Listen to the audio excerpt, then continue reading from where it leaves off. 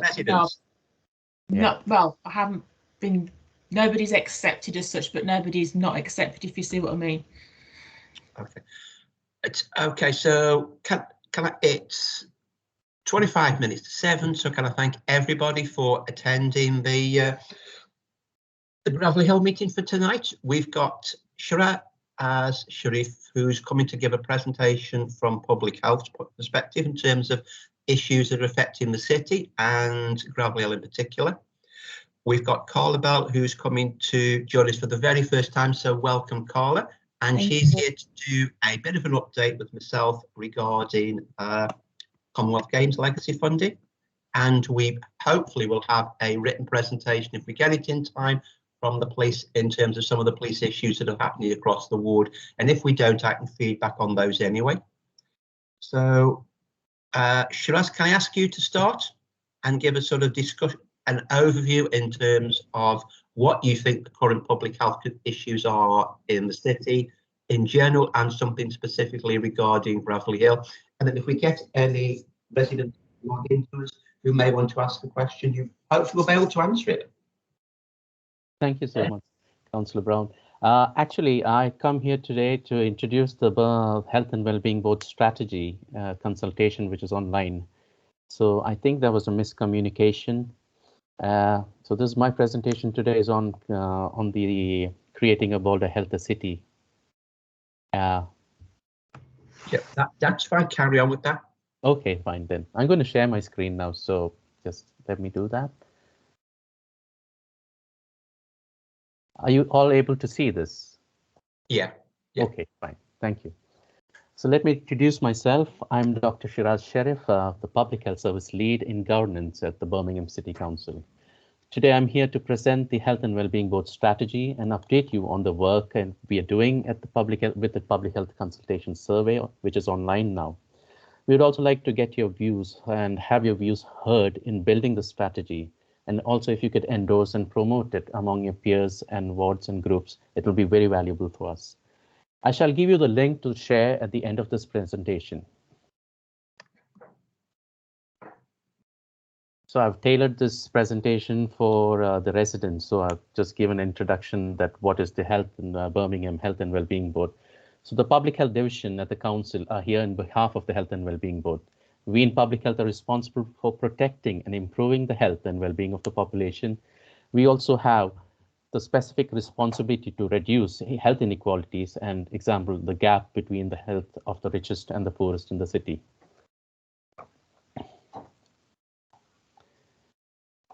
The Health and Wellbeing Board has been in place since 2013, and it was established through the Health and Social Care Act of 2012. So through the Health and Wellbeing Board, we work with organizations such as the NHS to promote the integration of services and work together to improve health and well-being, especially to tackle health inequalities that have been worsened by the COVID-19 pandemic. So the Health and Wellbeing Board is a place for the political, clinical, professional, and community leaders from across the healthcare service and the care service system actually to come together in Birmingham and improve the health and well-being of the local population. And a specific aim is to also reduce health inequalities.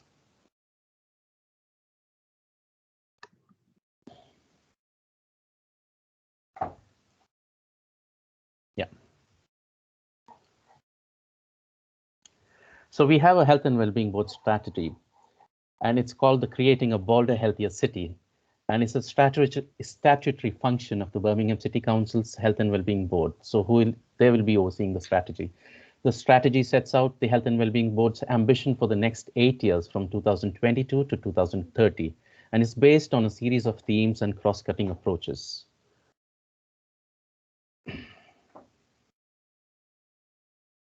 I'll explain briefly how the strategy has been developed. Creating a bolder, healthier city has been shaped and developed over the past 3 years, building and learning and incorporating the experiences from the Public Health 2019 Green Paper consultation, the Joint Strategic Needs Assessment, and from the Seldom Heard Voices and focus groups, and also an ethnographic research and the insight surveys over 2020 and 21. So delivery of the strategy will require leadership and action from the Health and Wellbeing Board, and it's also the sub-forums and the partner groups. The proposed strategies for the framework is to signpost an action across the health and welfare system.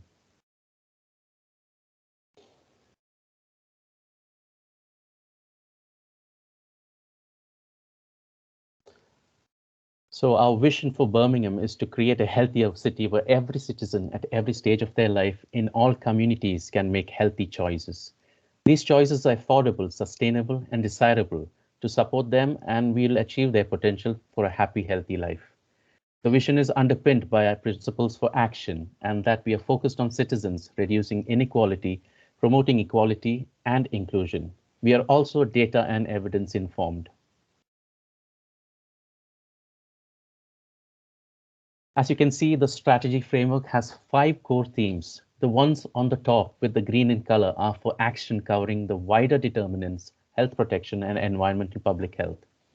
In the middle, you will see there is a purple ring, and that is about closing the gap. This is about reducing the inequalities across the city, and by reducing the inequalities, we'll also try to improve outcomes across all of these themes. In blue, you will see the cross-cutting approach through the whole life course of the strategy by mitigating the legacy of COVID and also including equality, diversity, and inclusion. The Health and Wellbeing Board also supports a life course approach, and this is reflected at the framework aligning with the Birmingham Solihull Integrated Care Systems Outcomes Framework. So the 5 core themes will run throughout the life course, which is split actually into 3 life stages, which is getting the best start in life, working and learning well, and aging and dying well. The Health and Wellbeing Board is also committed to reducing inequalities. So the aim of the framework is to close the gaps and inequalities at pace and also scale it across the city, which the Health and Wellbeing sub-forums will also be tasked to demonstrate progress on their action plans. Explaining it a bit more further, the framework has 5 core themes for action. 4 of the core themes in the framework align with the existing sub-forums. The Healthy and Affordable Food has a sub-forum called Creating a Healthy Food City. So we want Birmingham to be a city where every citizen can eat an affordable, healthy diet and also enjoy their food. Working with partners focusing on inequality in relation to poverty, we want to ensure that access to good quality food choices is always equitable and possible. We also want the food they eat to be ethically and safely produced. It also can be environmentally sustainable, and we want to tackle diseases like obesity, listening to seldom heard voices, and also the other citizens' voices, understanding what a healthy food system looks like and how creating a healthy food strategy can reduce food poverty. Another core theme we're looking at is mental wellness and balance. So we have a forum called Creating a Mentally Healthy City. Mental well-being is an important part as physical well-being. It's often said that there is no good health without good mental health. The drivers of poor mental health are complex, but we are keen to address them now, especially after this pandemic, and everyone has been affected through this stage. So this theme covers mental health, suicide prevention and addiction, including smoking and drugs and alcohol. Balance is focused on those behaviors which reflect addiction, especially smoking, alcohol and drugs, and also mostly anxiety, which is a emerging, I think, a more complex problem now. Looking at another theme is the active every age and ability. So we have creating an active, healthy lifestyle and long-term conditions we all know. We are keen for everyone in the city to move more to improve their health and social connectivity and wider environment. The theme includes collaborative working, physical activity, data and evidence, and also active travel and physical activity as a treatment pathway. The next one is surely everyone would like to see that much more happier. So contributing a green and sustainable future, we aim to promote and protect health by improving outcomes for conditions linked to the environment, as well as using the opportunities of a green and sustainable future to improve the health and well-being of citizens. This theme includes tackling air pollution, utilizing of green and blue spaces, and also encouraging outdoors and how people can utilize open spaces, especially in a city like Birmingham, which has a lot of open green space. The last theme we look like is the Protect and Detect, which is from the Health Protection Forum. And this Protect and Detect team is focused on the work we can do together to protect citizens from harm and detect early diseases such as cancer and HIV, and also from violent crime and gang violence. Especially, we are also looking at domestic violence. So this theme includes screening, immunization, and vaccination, and also sexual health. So the next slide will show you how the Health and Wellbeing Board supports a life course approach, which is reflected in this framework. Aligning with the Birmingham and Solihull Integrated Care Systems Outcomes Framework. The 5 core themes run throughout the life course, which is split into 3 life stages. As I had said before, getting the best start in life. Explaining this a bit more is like it covers the age of 0 to 18. And it includes infant mortality, adolescent, and developing evidence-based to give children the best start in life. The second one is working well. This theme is focused on working at the working age adults in Birmingham, and it also reflects the importance of work and learning throughout adult life. Ill health and poor well-being can be a barrier to education and employment, and similarly, a lack of education or employment can create barriers to health and well-being. This theme includes homelessness, long-term conditions, for example, CVD and diabetes. The last one we're looking is aging and dying well. So the number of older people is growing here, and expected number of older people living in poor state is set to rise. Poor health is set to rise. Integration is key, and as we age, health and social care services need to collaborate to provide integrated solutions. This theme encourages prevention and approaches that enable to age well. It also includes dementia and creating an age-friendly city. So the responsibility to support people at the end of their life to die with dignity and as comfortably as possible, whatever their age. That's what this theme will aim to achieve.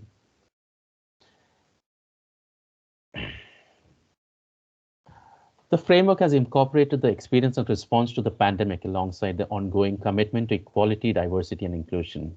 So this framework contains 2 cross-cutting approaches present in all 5 core themes and the life course strands, mitigating the legacy of COVID and also the equality, diversity, and inclusion. We have seen how the pandemic has exposed and worsened inequalities in our society, and this cross-cutting approach aims to mitigate the impact of this pandemic. This cross-cutting approach will also try to ensure the values are at the center of our ambitions, so actions and leadership is needed in order to tackle inequalities that exist in our society.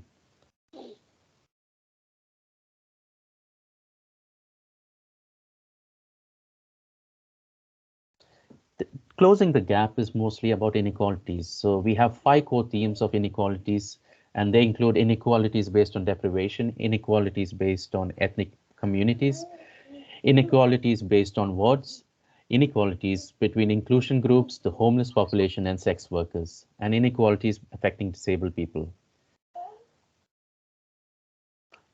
This slide is to show how life expectancy by Birmingham is affected through as a course through the railway stations. So it shows the scale of challenge and why we need to work together to tackle health inequalities. You can see that, while only 9 stops, you can see 7 years of difference for the average life expectancy for males.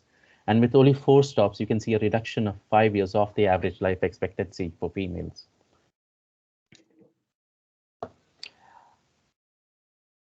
This slide is to show how we can use our indicators to measure impact and how we could probably tackle health inequalities. As you can see, the indicators present for Birmingham is most significantly worse than that of England's average. So now the consultation is now online, and we have commissioned it to seek constructive and informative feedback on the strategy. It is there online on the Be Heard online questionnaire, engagement sessions, and also commissioning focus groups to hear from those who may not have been responding on Be Heard. We are promoting it on online platforms like LinkedIn, Twitter, and Facebook. And we also have partnership meetings and forums and boards. I would like all of you to see this draft strategy and consultation at this link from, you can use your phone to click in now if possible, or you could click in the site, which I can share it on the chat. And also, if you have any questions for this consultation strategy, and I would please do feel free to mail us at this email address, and please spread this word about this consultation strategy and help us build a healthy city for us. Thank you. Okay, thank you very much for that presentation. Do you have time to take any questions tonight? Yes, I have, please. Okay, thank you. Your section in terms of aging and dying well, in terms of the integrated solutions.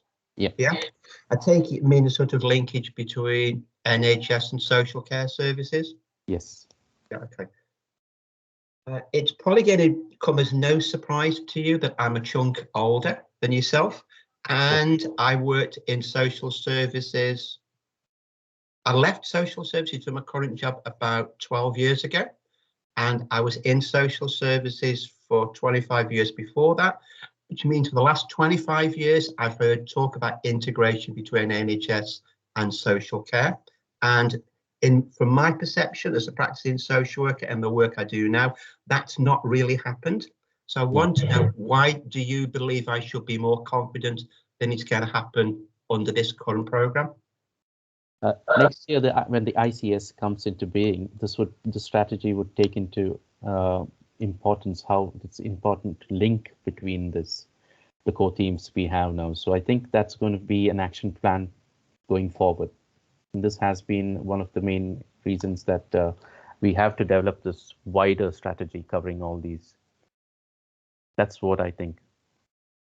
Yeah, I understand that, but and I'm not being playing devil's advocate or being difficult here, but for 25 years, I've heard talk about this integration, and for a whole variety of people have come up with a variety of plans in terms of why it would be a good idea, what's going to happen, and then the plan comes forward and nothing happens with it.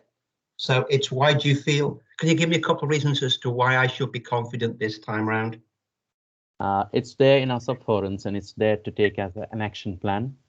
So there will be leadership, there will be teams. So in one way, they'll be accountable to the Health and Wellbeing Board for the strategy that's going to be taken in this. Okay. With your consultation period, when did the consultation period start? When does it finish? The consultation period started on September 23rd, and it is going to be over on December 10th, 2021. Okay, so it's not long before that period, your consultation period actually finishes? Yeah. Yeah, okay. What sort of feedback have you had so far? Are you able to give me any indication? We have had an active participation, and we are still encouraging it. From comparing it to, how survey responses would come from consultations, but we are being engaging with the media outlets too to promote it. The responses has been okay so far, and looking at the data coming in, it's a interesting diversity from the ethnic communities too that has responded. Okay. In your first section, you were talking about a vision of a healthier city, and I was thinking in terms of Tyburn Road, in terms of noise and air pollution, which has been an issue on that road for a number of years. Yeah. And I'm wondering, if I was a resident on that road, what's going to make me believe that this plan is going to make a big difference on that particular stretch of road, which is a heavily congested road, both in terms of car traffic and also in terms of lorry traffic. There's a lot of HGVs use that particular road. So if I'm living on that road, I'm going to be thinking, I applaud what the strategy is looking to do, but what difference is it going to make to my family's particular life? So I just wondering if you have any comments about noise and air pollution on main arterial roads, if people actually live on them. As far as I see, we will look into all the responses, and then we'll act upon it as action plans.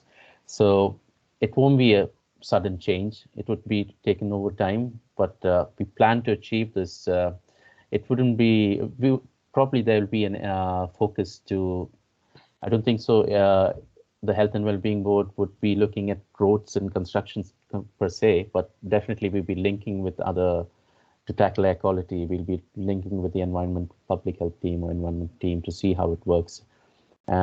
It's still in the planning stage, so only once a strategy is finalized, we will be able to comment perfect what the plan would be. Okay, and then you mentioned about the green and sustainable future section, and I'm wondering if Gravel Hill, I don't know if you know the area, you probably don't, has very few green and open spaces. Okay. And I'm just thinking if we try to sell this strategy to an area that has very little of that to start off with, and if you don't have green and open spaces, there's very little that can be done about it. So I'm just sort of wondering if I'm a Gravel Hill resident and I see that, am I going to think that you're really not talking to me? You're talking to areas which have already got parks, which have already got large open areas. So I'm just wondering how we could respond to people, or how the strategy would deal with areas that don't have. I mean, you can't, I accept you can't magic up a park area. I fully accept that. It's in terms of making people who live in areas that don't have those facilities, how they feel their needs are actually being met. Thank you for the question, but I do feel that there can be more to encourage people getting outdoors, even if there's no green space. It would be living actively, encourage them to. That's why the theme covers living actively. But for the green spaces, it cannot be done so fast. So I do think it can work out over a long term. But it's probably for the City Planning Commission to work on it. Yeah. Okay, well, thank you for your presentation. Thank you for answering the questions. Honestly, I really appreciate that. And thank you for your time. Thank you so much, Yep. Councillor Brown. Okay, thank you.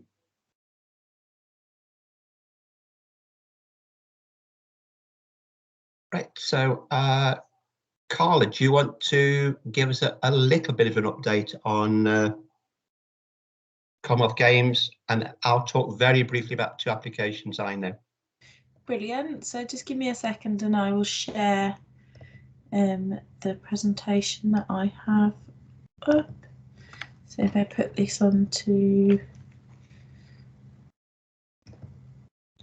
okay, and I'll just go through this in a bit of detail. So, okay, so the Celebrating Communities Fund is a small grants programme, and it's been run to celebrate Birmingham 2022 Commonwealth Games. The programme is available across all wards in Birmingham, so it's available in the Gravelly ward, and it is for grants for up to £10,000, and it's based on the 3 themes, which I'll talk through in a bit more detail. So there are 3 different organisations that are working within the Celebrating Communities Fund. So the Neighbourhood Development and Support Unit, which is the department that I'm from, we're part of City Council and we're managing the Celebrating Communities funding. We have commissioned Birmingham Community Matters and Locality to offer support to communities, community groups and organisations to develop and present their proposals.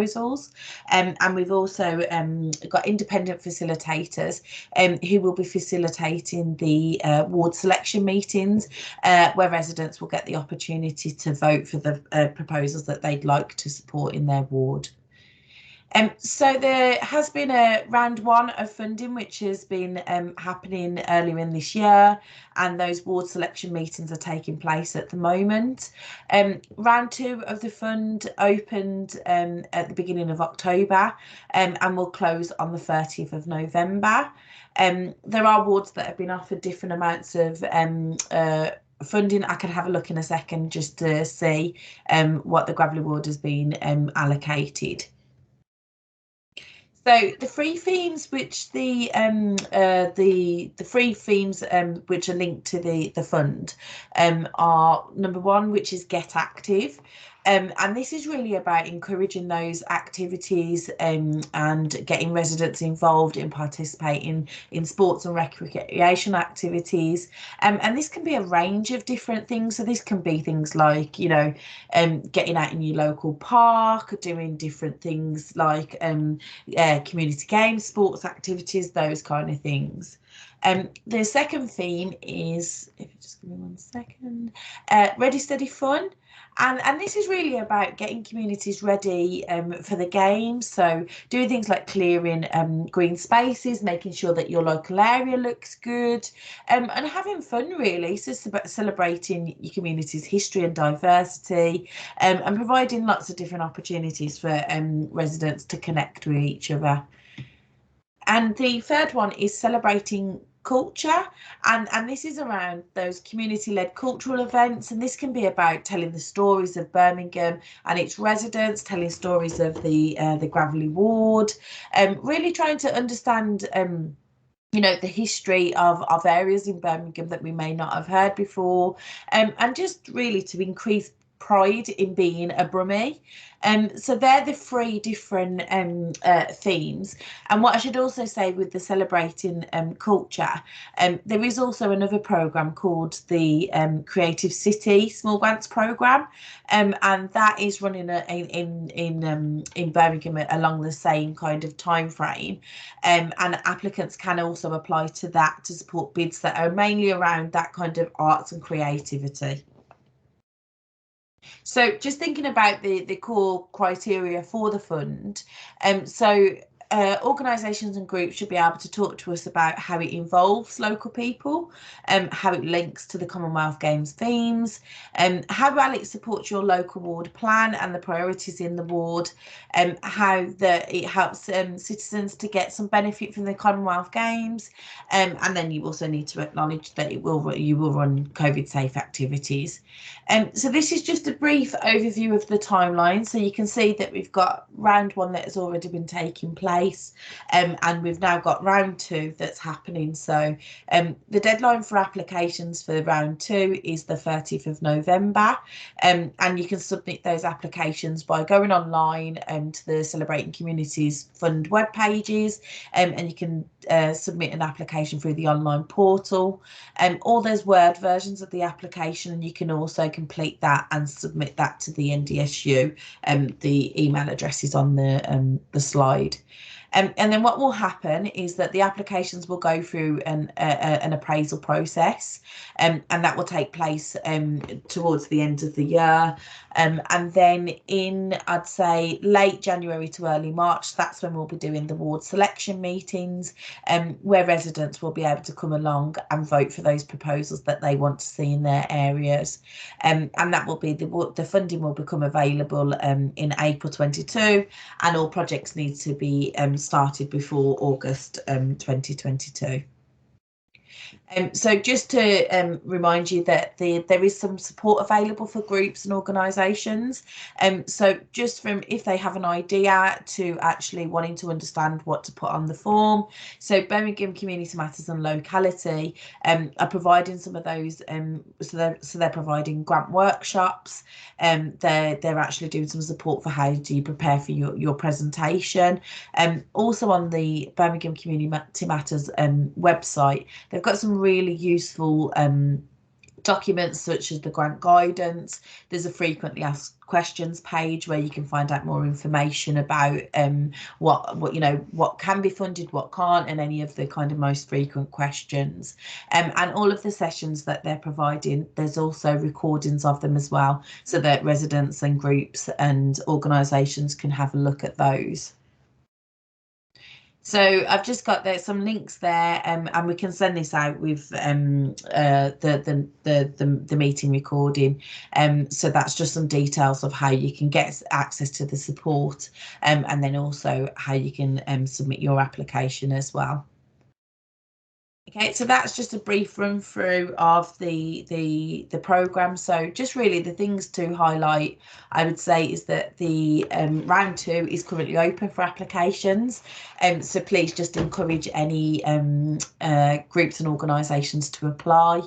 And then the ward selection meetings will take place towards January, between January and March next year, where it'll be an opportunity for residents in your ward to really be able to vote on the proposals that they'd like to see. I'm just going to have a quick look. I'm not sure if you would know this information without me having to go and find it, Councillor Brown, but I can just check what the amount is that's available in your ward. Just give me a second. Okay.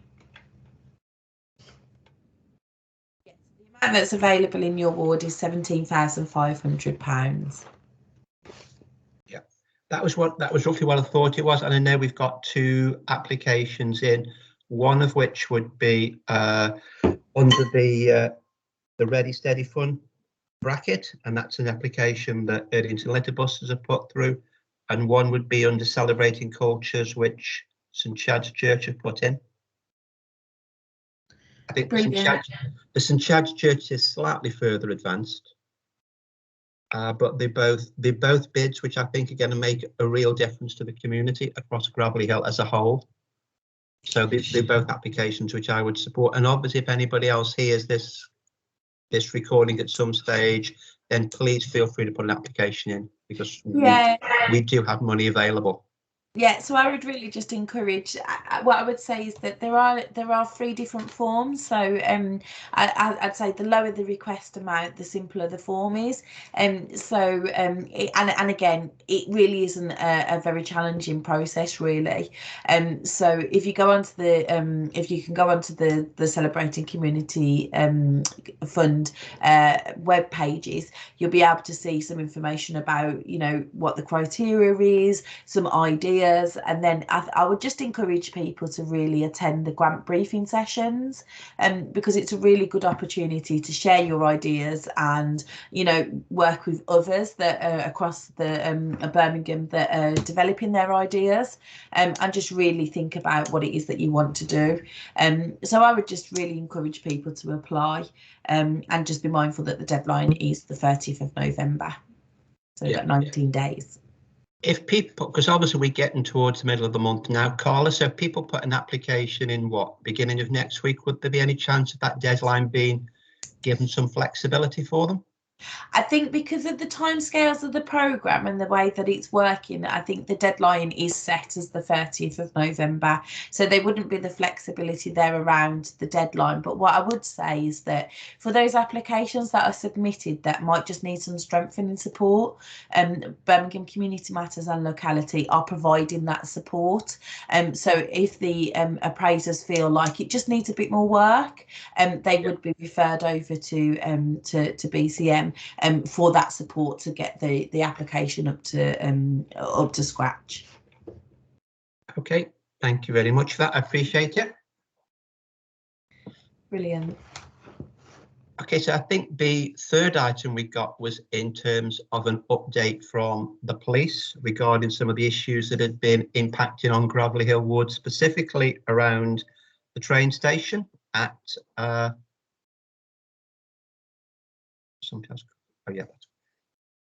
Gravelly Hill train station and at the shops at Wheelwright Road. We were hoping that one of the officers, Sergeant Edkins, would be able to attend tonight, but that's become problematic for him. So I'm going to sort of give a bit of a feedback in terms of the work that I've been doing with him in terms of Wheelwright Road and also in terms of the train station, although that's actually with a different team. I think in terms of Wheelwright Road, there was a lot of antisocial behaviours going on regarding around the shops at the bottom of Wheelwright Road. We worked with the police who'd been working with the shopkeepers and some of the local residents, and we were fortunate enough to be able to get a camera installed through the police, and that has made a major impact on terms of the behavioural patterns in the area. And there's been a huge improvement in terms of people feeling that it's now much more safe to go into those shops. There's less antisocial behaviour, there's less perceptions of trouble in the area, and people are now able to get out and about in the community and feel more safe to get out and doing their own business in a safe and secure environment. So I want to thank the police for the work that they've actually done, and my expectation is that camera will remain live there until the summer of next year. The second issue related to the streets around Gravelly Hill train station, and again related sadly to antisocial behaviour. And I know the police have increased patrols in that area, and they're working with the British Rail Transport Police to deal with some of the issues which were actually happening on the train station itself. We haven't made quite as much progress there as we would have liked to, but we've been working on that area for a much more shorter period of time, and I do think we've actually managed to make an impact even over the 6 or 7 weeks we've been working on that area. So overall, I'm pleased with the work that the police have been able to do in the community, and I'm supportive of the work that they're looking to do moving forward.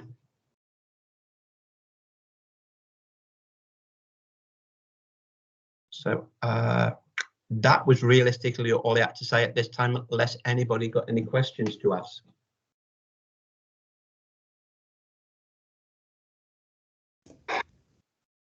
Okay, so have we got any other items actually on the agenda, Leslie? I think we got the three main ones. You've covered the three main ones. The final one was A.O.B, or matters have concern. Okay. I suppose as a matter of local concern, there's further issues have been raised with me regarding HMOs in the Erdington Hall area, and we've submitted requests to the planning department to say when those cases come up for consideration, that the information that the residents have submitted is taken into consideration when the decisions are made. And in terms of any other business, I don't have any items myself. Okay, fine. Okay, so I think we were due to finish at 7:30 tonight. Yes, you can finish beforehand. Okay, so can I thank Shiraz for coming and giving a really useful presentation. Can I thank you, Carla, for coming on board tonight, and can I thank you, Leslie, for supporting the process as well as you normally do. So thank you to everybody. Thank you. Thank you, Councillor. Thank you, everybody. Yeah, Leslie, can I ask